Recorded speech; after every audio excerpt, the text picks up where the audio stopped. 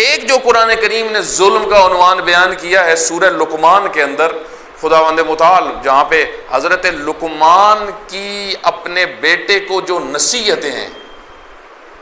آپ دیکھیں اللہ بعض شخصیات کو کتنا پسند کرتا ہے کہ ایک باپ اپنے بیٹے کو نصیحتیں کر رہا ہے، خداوند متعال نے اس کو قرآن کریم میں پیش کیا۔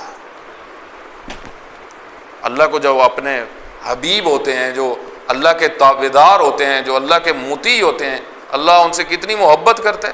کہ حضرت لقمان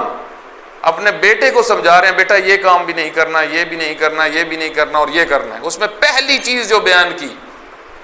لا تشرک باللہ، شرک مت کرنا، ان الشرک لظلم عظیم، سب سے بڑا ظلم یہ ہے کوئی مشرک ہو، سب سے بڑا ظالم مشرک ہے، جو اللہ جیسی عظیم ذات، جو خالق ہے، جو رازق ہے، جو مالک ہے، اس کا شریک کسی کو بنائے، اس کے مقابل میں کسی کو لے کے آئے، اس کے کاموں میں کسی کو داخل کر دے۔ اے میرے بیٹا، سب سے پہلا کام جو تم نے زندگی میں نہیں کرنا وہ تمہاری آئیڈیالوجی سے تعلق رکھتا ہے،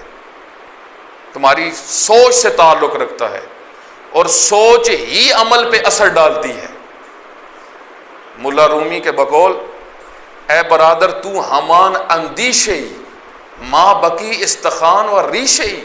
اے میرے بھائی تو وہی کچھ ہے جو تو سوچتا ہے، بقایا تو ہڈیاں اور گوشت